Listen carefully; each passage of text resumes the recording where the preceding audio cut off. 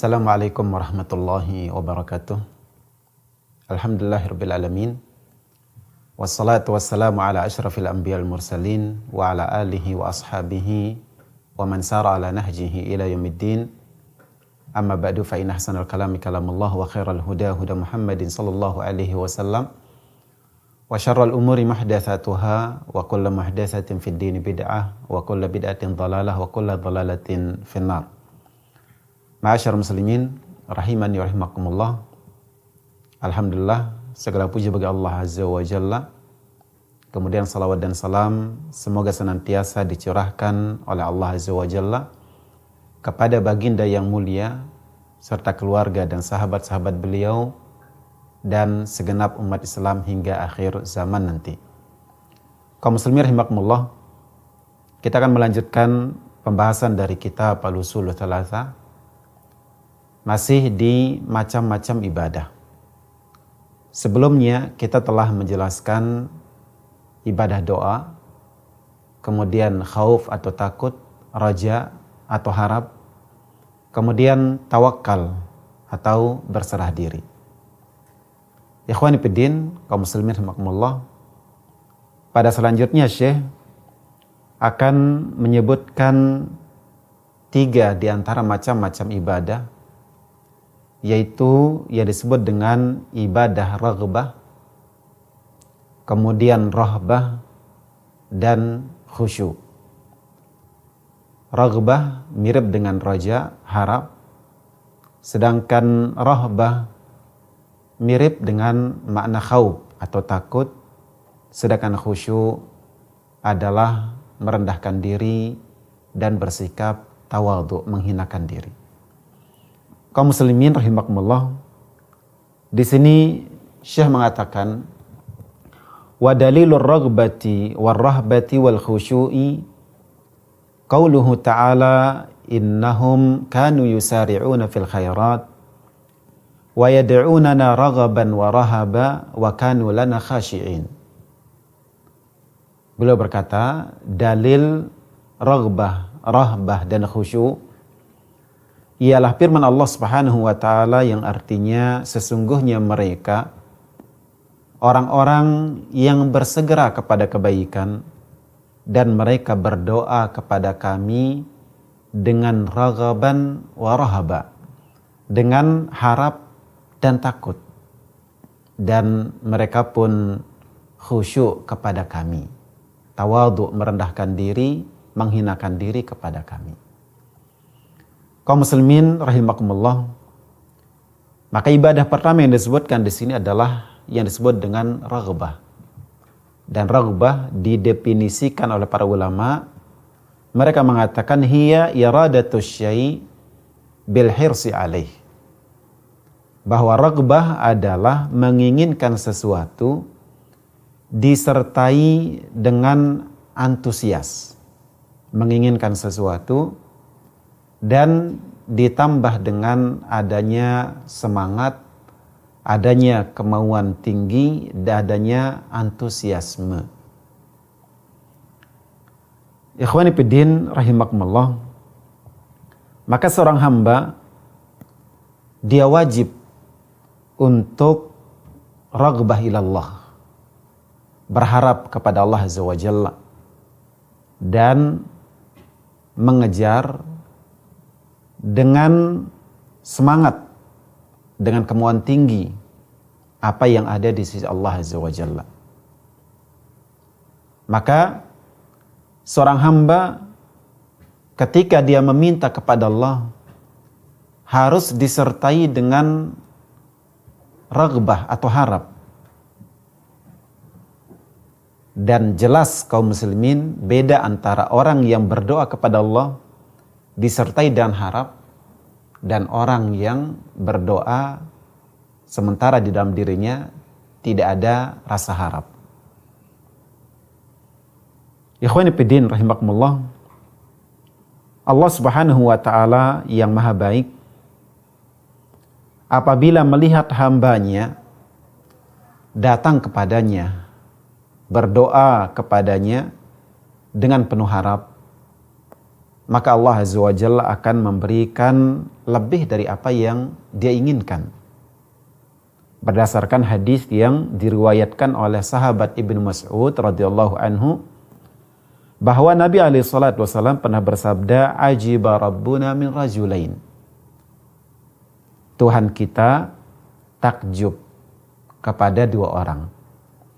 Rajulin thara an wita'ihi wa lihafihi min baini ahlihi wa hibbihi ila salatihi. Yang pertama adalah orang yang bangkit dengan cepat, yang bangun dengan penuh semangat dan penuh harap. Dia bangkit dari tempat tidurnya dan meninggalkan keluarganya, orang yang dicintainya, untuk mengerjakan sholat.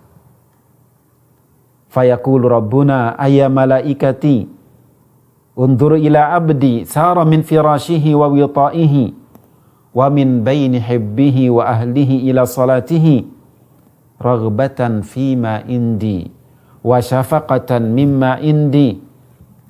Kemudian Allah Azza wa Jalla berfirman, wahai para malaikatku, lihatlah kepada hambaku. Dia bangkit dengan cepat dari tempat tidurnya, meninggalkan orang kecintaannya dan juga keluarganya untuk mengerjakan sholatnya, karena mengharapkan apa yang ada di sisiku, serta takut terhadap siksa yang ada di sisiku. Di sini Allah Azza wa Jalla menyebut orang tersebut di hadapan para malaikat sebagai bentuk pembanggaan Allah kepada orang yang demikian itu. Kemudian warajulin ghaza fi sabilillah fanhazamu. Orang kedua yang Allah takjub kepadanya adalah seseorang yang berperang di jalan Allah, sementara pasukannya kalah dan melarikan diri. Fa'alima ma alaihi minal firar wa ma lahu minar ruju. Dia sendiri tahu dosa melarikan diri dalam perang, dan tahu juga pahala yang akan didapatkan kalau dia kembali lagi ke medan perang. Faraja'a hatta uhriqa damuhu raghbatan fima indi wa syafaqatan mimma indi. Maka dia pun kembali ke medan perang hingga darahnya tertumpahkan sebab dia mengharapkan apa yang ada di sisiku serta takut terhadap siksa yang ada di sisiku. Fayaqulullahu limalaikatihi. Maka Allah Azza wa Jalla berfirman kepada para malaikatnya membanggakan laki-laki ini, unzuru ila abdi. Lihat hambaku ini. Raja'a raghbatan fima indi wa rahbatan mimma indi. Ahuriqa damuhu. Ya. Uhariqa damuhu. Dia kembali ke medan perang karena mengharapkan pahala yang ada di sisiku serta takut terhadap siksa yang ada padaku, hingga akhirnya darahnya tertumpahkan. Jadi ikhwani fiddin rahimakumullah, ibadah raghbah ini dia punya ikatan kuat, pertalian erat dengan ibadah sebelumnya, yaitu raja, yang mana raghbah adalah buah dari raja. Ketika seseorang berharap kepada Allah Azza wa Jalla, berharap kepada apa yang ada di sisi Allah Azza wa Jalla, kemudian dia berusaha untuk menggapainya, mengejarnya dengan melakukan sesuatu, itulah yang disebut dengan raghbah. Jadi raghbah dia adalah harap yang disertai dengan tindakan. Berharap kepada Allah, berharap kepada apa yang ada di sisi Allah, kemudian dia wujudkan harapannya itu dalam bentuk tindakan. Ikhwani fiddin rahimakumullah, jika kita memperhatikan ayat yang dibawakan oleh Syekh dan juga hadis yang kita bacakan tadi, maka jelas bahwasanya raghbah atau berharap kepada Allah yang disertai dengan tindakan adalah bagian dari jenis ibadah, bagian dari bentuk ibadah. Kemudian ikhwani fiddin, karena raghbah adalah bentuk dari ibadah, maka berharap kepada selain Allah, berharap kepada makhluk secara total, kemudian bertumpu kepada makhluk tersebut untuk mewujudkan apa yang dia inginkan, serta meyakini bahwa makhluk tersebut punya kuasa untuk mengabulkan kebutuhannya, permintaannya tanpa Allah, maka ini hukumnya syirik.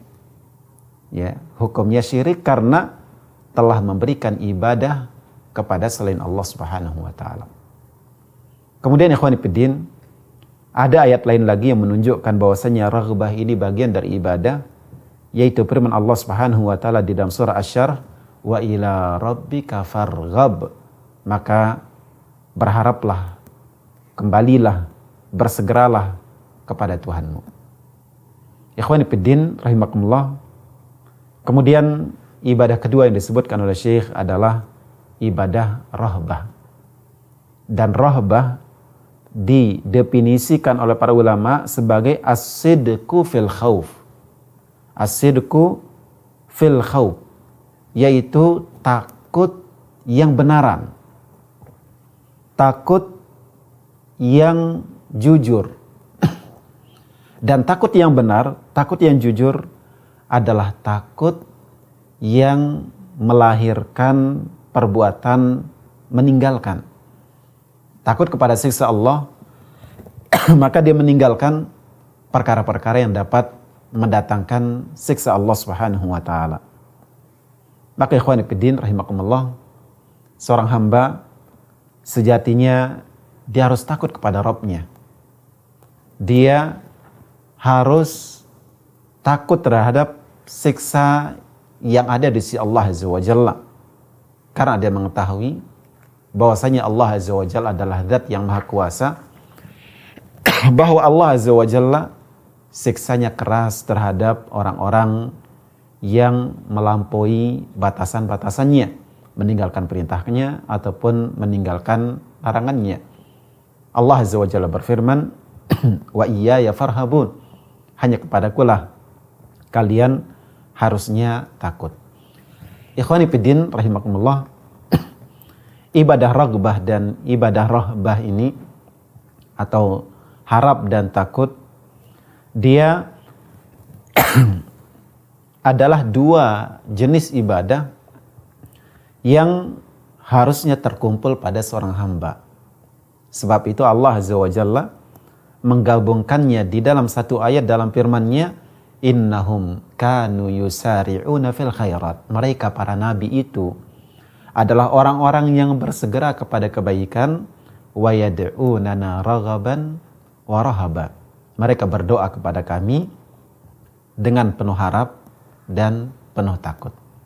Ikhwani fiddin rahimakumullah, mungkin kita akan bertanya, mungkinkah digabungkan dalam diri kita harap dan takut? Jawabannya mungkin. Dan itu pun kita bisa saksikan dalam kehidupan sehari-hari kita. Kita takut kepada seorang, di saat yang bersamaan kita berharap kepadanya. Ini pada manusia. Dan bagi Allah permisalan yang lebih tinggi. Hanya saja ikhwani fiddin rahimakumullah, para ulama kita mengatakan ketika melaksanakan ketaatan dan begitu juga ketika menjelang kematian, hendaknya sifat harap atau ibadah harap lebih didominankan daripada takut. Berharap supaya ibadahnya diterima, berharap supaya amalannya diterima dan ia diterima di sisi Allah Azza wa Jalla. Nabi kita alaihi salatu wasallam bersabda, la yamutanna ahadukum illa wa huwa yuhsinu dhanna billah. Janganlah salah seorang kalian meninggal dunia kecuali dia dalam keadaan berprasangka baik kepada Allah Azza wa Jalla. Sebaliknya, ketika mengerjakan kemaksiatan, maka sebaiknya ya rasa takut didominankan atas rasa harap supaya dia segera meninggalkan kemaksiatan tersebut. Kemudian ikhwani fiddin rahimakumullah, ibadah ketiga yang disebutkan adalah ibadah khusyuk. Ibadah ketiga yang disebutkan adalah ibadah khusyuk, ya, berangkat dari firman Allah Azza wa Jalla, wa kanu lana khashiin. Mereka para nabi itu mereka khusyuk kepada kami. Apa yang dimaksud dengan khusyuk? Khusyuk adalah adzullu wa tawadhu' lillahi subhanahu wa ta'ala. Khusyuk kepada Allah artinya menghinakan diri dan merendahkan diri kepada Allah Azza wa Jalla. Ya, merendahkan diri, menghinakan diri kepada Allah Azza wa Jalla, itu yang disebut dengan khusyuk. Ini sejalan dengan firman Allah Azza wa Jalla, misalkan wa khasya'atil aswatul rahman. Suara-suara pun menjadi rendah kepada Allah Azza wa Jalla. Wujuhu yawma idzin khasyi'ah, wajah-wajah ya pada hari itu menjadi hina. Ikhwani fiddin rahimakumullah, begitu juga berarti tawadhu. Khusyuk juga berarti tawadhu. Kemudian ma'asyar muslimin rahimani rahimakumullah, ya. Ketahuilah bahwasanya khusyuk yang sebenarnya bukan khusyuk pada badan. Khusyuk yang sejati bukan pada badan. Iya, ketika seseorang mengerjakan ibadah sholat, kemudian anggota badannya tenang, menunduk atau merendahkan diri kepada Allah Azza wa Jalla, tidak sibuk pegang sana, pegang sini, garuk sana, garuk sini, dikatakan sebagai orang yang khusyuk. Tapi sebenarnya khusyuk itu bukan sebatas itu. Bahwasanya khusyuk yang sebenarnya adalah khusyuk yang ada di dalam hati. Maka orang yang sholat, jika hatinya khusyuk, maka anggota badannya pun juga akan turut khusyuk. Sebaliknya, ikhwani fiddin, tidak semua orang yang pakaiannya jelek, pakaiannya lusuh, menandakan dia merendahkan diri dan menghinakan diri kepada Allah Azza wa Jalla. Tapi sebaliknya, bisa jadi orang berpakaian bagus, berpenampilan bagus, sementara di dalam hatinya ada khusyuk yang besar. Maka khusyuk itu adanya di hati. Dan jika hati telah khusyuk, telah menghinakan diri kepada Allah, merendahkan diri kepada Allah, akan lahir dan tampak pada anggota badannya. Ikhwani fiddin rahimakumullah, untuk melahirkan sikap khusyuk dan merendahkan diri, maka ada dua hal yang perlu kita perhatikan. Yang pertama adalah kita melihat aib dan kekurangan-kekurangan diri kita serta cacat pada amal kita. Orang yang ia melihat kepada dirinya, melihat kepada amalnya, bahwasanya dirinya cacat, dirinya kurang, banyak kesalahan, maka dia akan rendah. Dia akan rendah hati, dia akan menghinakan diri di hadapan Allah Azza wa Jalla. Kemudian yang kedua adalah dengan melihat setiap orang yang berbuat kebaikan kepada kita. Melihat kepada orang yang memberikan kebaikan kepada kita dan orang-orang yang punya hak atas diri kita. Bahwa ketika seseorang berbuat baik kepada kita dan ketika ada orang yang memiliki hak atas diri kita, dengan melihatnya dan memperhatikannya, maka kita tidak akan sombong dan tidak akan angkuh. Demikian ikhwan fillah, ya, 3 ibadah yang disebut oleh Syekh, yaitu raghbah, rahbah, dan khusyuk. Selanjutnya akan dibahas oleh Syekh adalah ibadah khasyah dan inabah. Wassallallahu ala nabiyina Muhammad walhamdulillahirabbil alamin. Wassalamualaikum warahmatullahi wabarakatuh.